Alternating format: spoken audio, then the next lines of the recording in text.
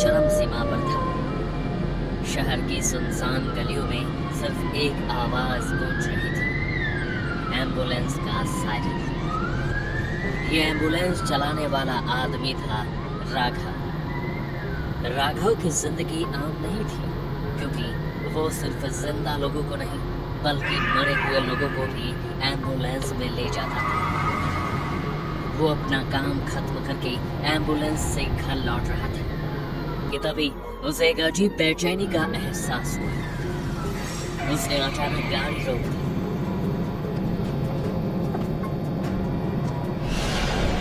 सामने एक औरत धीरे धीरे उसकी ओर बढ़ती हुई आ रही थी।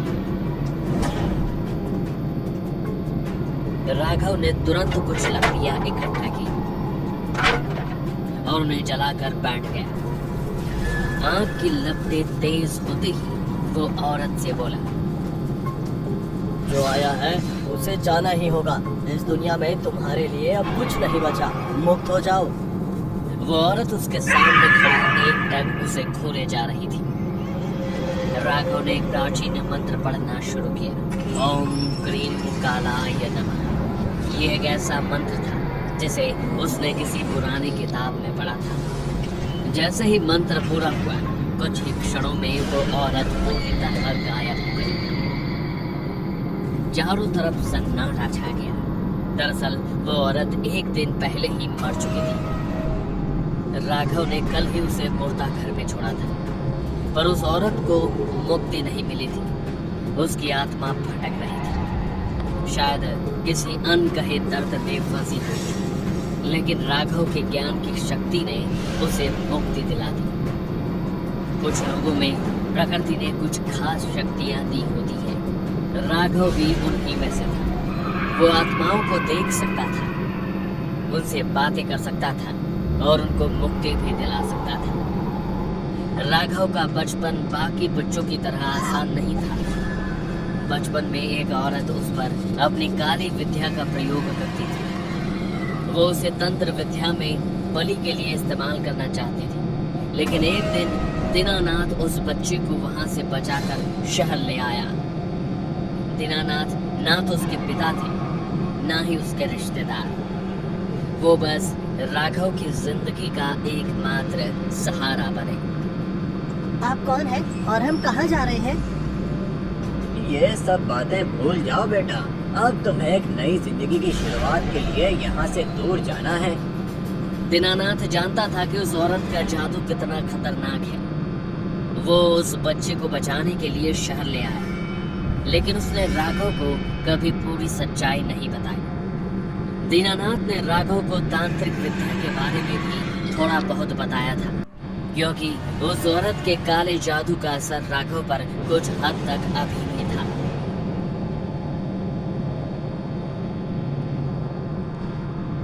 शहर आकर राघव ने अपने दम पर जिंदगी गुजारी। छोटी मोटी नौकरियां की और एक एम्बुलेंस ड्राइवर बन गया। लेकिन एम्बुलेंस चलाते हुए उसने देखा कि मृत लोगों के शव के साथ रहकर वो उनकी आत्माओं को देख भी पा रहा है।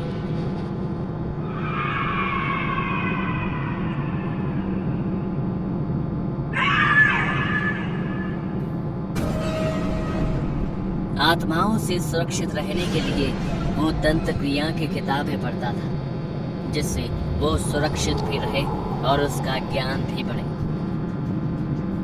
एक रात जब वो एक लाश को शमशान घाट छोड़कर आ रहा था, तब उसने देखा कि एक लड़की सड़क के किनारे खड़ी है। उसका चेहरा बिल्कुल सफेद था, आंखों में एक अजीब सी खामोशी थी। राघव ने उसे देखा, लेकिन जैसे ही एम्बुलेंस उसके पास से गुजरी, वो हवा में गायब हो गई। आत्माएं तो मुझे हमेशा से दिखती थी, लेकिन इस तरह अब हर वक्त मुझे कोई ना कोई आत्मा दिखती है। ये मेरे साथ क्यों हो रहा है, मुझे कुछ समझ नहीं आ रहा। डर तब और बढ़ गया जब रात को घर लौटने पर वही लड़की उसके अपने घर में फिर दिखी। राघव आमतौर पर आत्माओं से नहीं डरता था, लेकिन इस बार वो थोड़ा सहम गया। सड़क पर दिखने वाली आत्मा घर कैसे आ गई। फिर खुद को संभाल कर उसने आत्माओं को शांति देने के लिए अग्निकुंड के सामने प्रक्रिया शुरू की।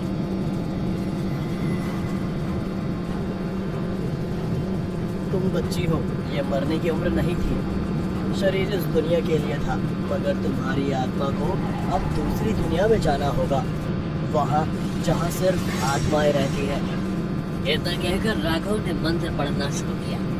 मंत्र पूरा होते ही वो आत्मा गायब हो गई। सुबह हुई। राघव हमेशा की तरह अपने काम पर चला गया, लेकिन रात को जब वो काम खत्म करके घर लौटा, उसकी सांसें थम गईं। अब उस लड़की के साथ उसे और भी आत्माएं दिख रही थी। घबराया हुआ राघव अगले दिन दीनानाथ के पास पहुंचा। बाबा, जो विद्या आपने मुझे दी है वो मैंने हमेशा सही तरीके से इस्तेमाल की है। आज तक मुझे किसी भी आत्मा या किसी काली शक्ति से कोई तकलीफ नहीं हुई, लेकिन इस बार बहुत सी आत्माएं मुझे परेशान कर रही हैं। मैंने उन्हें मुक्ति दिलाने के लिए पूरी कोशिश की, लेकिन वो मेरा पीछा छोड़ने को तैयार नहीं है। तुम फिक्र मत करो राघव, कुछ दिन में सब ठीक हो जाएगा। तुम बस अपना काम करते रहो। अगले दिन भी राघव एम्बुलेंस चलाते हुए घर लौट रहा था। तभी उसने देखा कि बगल वाली सीट पर वही लड़की बैठी है और बिना पलक झपकाए उसे ही देख रही है। राघव भी थोड़ा बेचैन हो गया। बड़ी से बड़ी आत्माओं को मुक्ति दिलाने वाला राघव कुछ भी समझ नहीं पा रहा था कि ये छोटी बच्ची और बाकी आत्माएं उसके पीछे क्यों पड़ी है। वो इन्हीं ख्यालों में डूबा था कि अचानक सामने से एक बस आ गई। वो बस को बचाने की कोशिश में गाड़ी पर से संतुलन खो बैठा और उसका एक्सीडेंट हो गया। लेकिन हैरानी की बात यह है कि एक्सीडेंट के बाद भी बस अचानक गायब हो गई। कहानी में आगे बढ़ने से पहले मैं उन सभी लोगों को धन्यवाद करना चाहता हूं जो हमारी कहानी को यहां तक सुन रहे हैं। आपको हमारे चैनल हॉरर होमीज की कहानियां कैसी लगती हैं? अपना वैल्यूएबल कमेंट देकर हमें जरूर बताएं। और ध्यान से, अगर आपने लाइक नहीं किया है तो पहले लाइक करें, और अगर आप इस चैनल पर पहली बार आए हैं तो चैनल को सब्सक्राइब करके आप हमारे साथ जुड़ सकते हैं। एक बात और, जल्द ही हम अपने आने वाले वीडियोस में लकी सब्सक्राइबर को वैल्यूएबल गिफ्ट्स देंगे, तो बेल आइकन को दबाकर हमारे साथ जुड़ जाएं ताकि आपसे ये मौका मिस ना हो। चलिए अब कहानी में आगे बढ़ते हैं। थोड़ी देर बाद राघव की आंखें दीनानाथ के घर में खुली।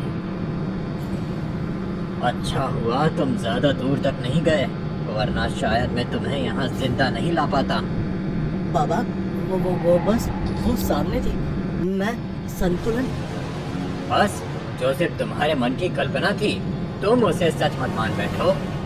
अपनी जान दांव पर लगाकर तुमने बड़ी गलती की है। तुम्हारी विद्या कमजोर पड़ रही है। आत्मा और इंसान में फर्क करना भी अब तुम्हारे लिए मुश्किल हो रहा है। ये वक्त कमजोर पड़ने का नहीं, मजबूत बनने का है। बाबा, वक्त आ गया राघव, तुम्हारे सच जानने का। तुम्हारे बचपन की एक सच्चाई जिससे मैंने तुम्हें अब तक दूर रखा, जिस गांव से मैं तुम्हें लाया था, उसका नाम था कालीग्राम। एक ऐसा गांव जहां भूत प्रेत, तंत्र साधना, वशीकरण, काली विद्या, ये सब एक आम बात थी। वहाँ का बच्चा बच्चा इन चीजों से वाकिफ था। ये सब वहाँ की जिंदगी का एक हिस्सा था। वहाँ बच्चों को बचपन से ही तंत्र मंत्र सिखाया जाता था। मैंने भी सीखा था और मेरी बहन शीतल ने भी। मगर शीतल को इन सब में हद से ज्यादा दिलचस्पी थी।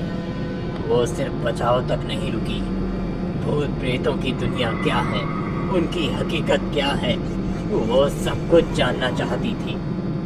हमारे परिवार में बस मैं, मेरी बहन शीतल और बाबा थे।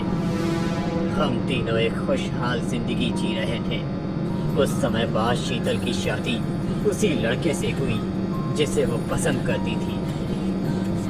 शादी के बाद वो अपने ससुराल चली गई। सालों बीत गए, बाबा भी अब इस दुनिया में नहीं रहे। शीतल को एक बेटी हुई जो अब थोड़ी बड़ी हो चुकी थी। एक दिन मैं शीतल से मिलने उसके घर गया। कैसी हो शीतल, कैसी हो जूही? मैं ठीक हूँ भैया। मैं भी ठीक हूँ मामा जी। अरे शीतल, तुमने बिल्ली पाल रखी है? हाँ भैया, बहुत प्यारी है। आप बैठिए, मैं आपके लिए कुछ लेकर आती हूँ। थोड़ी देर बाद वो बिल्ली तेजी से भागी।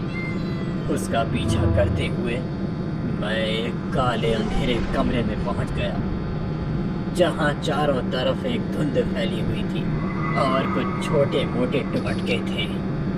मैं आगे बढ़ा ही था कि तभी शीतल वहां आ गई। भैया, आप यहाँ क्यों आ गए? चलिए बाहर चलिए। शीतल, घर में ऐसा कमरा क्यों है? अरे भैया कुछ नहीं, ये बस यूं ही बंद रहता है, आप इसे छोड़िए। मैं वहां से लौट आया। कुछ दिनों बाद शीतल का पति अनुज मेरे घर आया।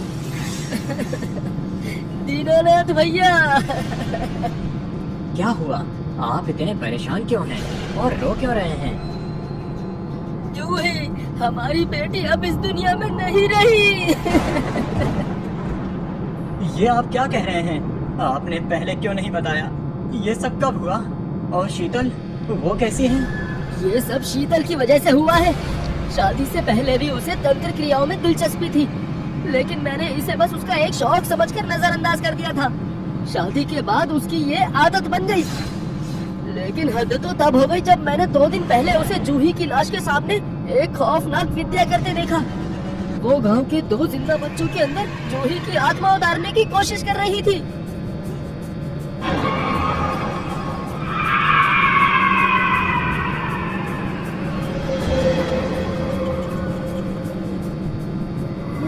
शीतल, ये तुम क्या कर रही हो? ये सब गलत है। इसमें कुछ भी गलत नहीं है अनुज। मैं मरे हुए लोगों की आत्माओं को इंसानी शरीर में उतारने की विद्या पर काम कर रही हूँ, ताकि मैं अपने अपनों को कभी खुद से दूर न जाने दूँ।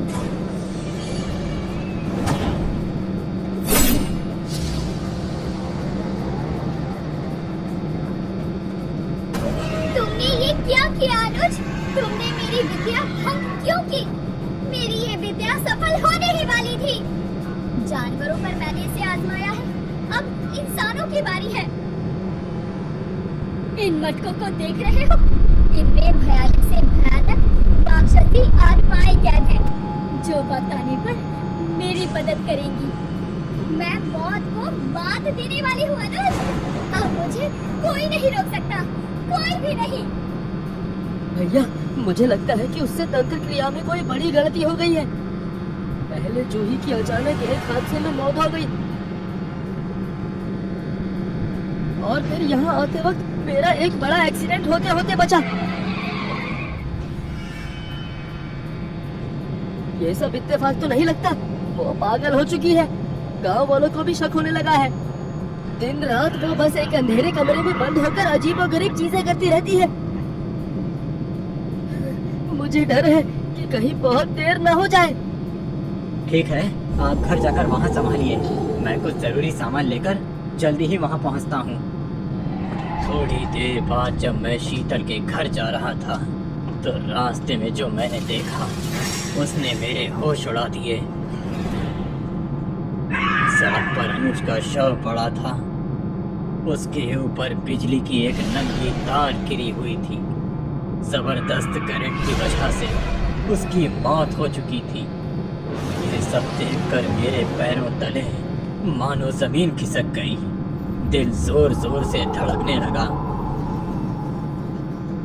अब मुझे यकीन हो चुका था कि अनुज सही कह रहा था। शीतल से तंत्र मंत्र क्रिया जरूर कोई भूल हुई है, जिसकी कीमत सबको चुकानी पड़ रही थी। मैं घबराते हुए शीतल के घर पहुंचा, लेकिन अंदाजा नहीं था कि वहां एक डरावनी हकीकत मेरा इंतजार कर रही थी। कमरे में शीतल बैठी थी। वो बहुत भयानक दिख रही थी। उसकी आंखें बंद थीं और वो एक अजीब सा मंत्र बड़बड़ा रही थी। उसके पास जूही और अनुज की आत्माएं खड़ी थीं और तुम वहां बेहोश पड़े थे। मुझे समझ आ गया कि शीतल जूही की आत्मा तुम्हारे अंदर और अनुज की आत्मा किसी और के अंदर डालने की कोशिश कर रही थी। मुझे उसे हर हाल में रोकना था। मैंने अपनी सुरक्षा के लिए कलाई पर रक्षा सूत्र बांधा और गले में रुद्राक्ष पहन लिया। फिर हिम्मत जुटाकर अंदर गया, तुम्हें उठाया और वहां से भाग निकला। पीछे शीतल जोर जोर से चिल्लाकर मुझे रोकने की कोशिश करने लगी। नहीं, तुम बहुत बड़ी गलती कर रहे हो। रुको, रुको, रुको। मैं दरवाजा बंद करके वहां से भाग निकला। वो तुम्हें जूही के लिए चुन चुकी थी और अनुज के लिए शायद वो किसी और को वश में करने वाली थी, लेकिन मैंने वक्त रहते तुम्हें वहां से निकाल लिया और उसकी तंत्र साधना भंग कर दी। तो बाबा, आप मुझे वहीं छोड़ देते मेरे माँ बाप के पास, फिर मुझे यहाँ लाने की क्या जरूरत थी? और अब जो आत्मा मेरे पीछे पड़ी है वो कौन है बाबा? हाँ बेटा, जब मैं तुम्हें वहां से निकाल कर लाया तो मैंने काली ग्राम के लोगों से पूछा, क्या आप जानते हैं ये बच्चा किसका है या इसके माता पिता कौन हैं? लेकिन सबने तुम्हें पहचानने से इनकार कर दिया। शायद तुम अनाथ थे, इसीलिए मैंने सोचा तुम्हें वहां छोड़ना ठीक नहीं। अगर तुम वहीं रहते तो ना जाने तुम्हारा क्या होता। इसीलिए मैं तुम्हें अपने साथ ले आया, लेकिन मैं चैन से नहीं बैठ सका। आखिर वो मेरी छोटी बहन थी। कुछ दिनों बाद मैं वापस गांव गया और लोगों से उसके बारे में पूछा, लेकिन उनकी बात सुनकर मेरे रोंगटे खड़े हो गए। गुस्से और डर से कलकते हुए लोगों ने मुझे बताया कि उसे जिंदा ही दफना दिया गया था और उसके घर को हमेशा के लिए बंद कर दिया गया। अब जो कुछ भी हो रहा है वो उसी के कारण है। किसी ने उस बंद घर को तोड़कर वहाँ एक नया घर बनाने की कोशिश की। उस घर में जो मटके थे जिसमें भयानक आत्माएं कैद थी, वो सब आज़ाद हो चुकी हैं। अब वो पूरे गांव में आतंक मचा रही हैं। उन आत्माओं में से कुछ अब हमारे आसपास भी भटक रही हैं। बाबा, तो अब सब कैसे ठीक होगा? मेरे साथ चलो। बगल वाले दुर्गा माँ के मंदिर में तुम्हें कुछ क्रियाएं करनी होगी। मैंने कुछ मंत्र लिखे हैं, वो मैं तुम्हें दूंगा। लेकिन एक बात याद रखना, जब तक मुक्त होने वाला और मुक्ति देने वाला दोनों माया के जाल में फंसे रहेंगे, तब तक कोई आत्मा सच्ची मुक्ति नहीं पा सकती। इसीलिए उस वक्त चाहे कुछ भी हो जाए, तुम अपना ध्यान और मंत्रों का जाप बिल्कुल मत रोकना। वो दुर्गा माँ के मंदिर पहुंचता है। वहाँ तेज तेज हवाएं चल रही थी। चारों तरफ अजीब अजीब आवाजें गूंज रही थी। अग्निकुंड के पास राघव बैठा था। दूसरी तरफ दीनानाथ और सभी आत्माएं मौजूद थी। राघव ने मंत्र पढ़ना शुरू किया। धीरे धीरे एक एक कर आत्माएं लुप्त होने लगी। जैसे ही सारी आत्माएं गायब हो गई, राघव ने देखा कि दीनानाथ भी धीरे धीरे लुप्त हो रही थी। राघव हैरान था, लेकिन तभी उसे दीनानाथ की बात याद आई। माया के जाल में मत फंसना, चाहे कुछ भी हो, अपनी साधना मत रोकना। इसलिए बिना कोई भाव प्रकट किए राघव मंत्र का जाप करता रहा। धीरे धीरे सारी आत्माएं और दीनानाथ भी पूरी तरह लुप्त हो गए और सब कुछ शांत और सामान्य हो गया। अगले दिन राघव अपने काम पर लौट आया। अब उसे अपने अतीत का पूरा सच पता चल चुका था। उसके सारे सवालों के जवाब मिल गए थे। लेकिन एक सवाल अभी भी उसके जहन में घूम रहा था। दीनानाथ भी एक आत्मा थी। वो जानना चाहता था कि दीनानाथ के साथ आखिर क्या हुआ, लेकिन हर बार उसे दीनानाथ की वो बात याद आ जाती है, अगर सब कुछ ठीक करना है तो मोहमाया में मत फंसना। फिर भी ये सवाल उसके मन में बार बार उठता रहा, दीनानाथ आखिर कहाँ गए? क्या सच में उन्हें मुक्ति मिल गई? इन सवालों का जवाब उसे शायद कभी ना मिले, पर आपको मिल सकता है सब सवालों का जवाब। इसके लिए आपको हमें पार्ट 2 कमेंट में लिखकर भेजना होगा और स्टोरी को 10,000 लाइक्स तक पहुंचाना होगा। तो प्लीज अपना सपोर्ट दिखाइए ताकि हम जल्द स्टोरी का नेक्स्ट पार्ट लाएं। धन्यवाद।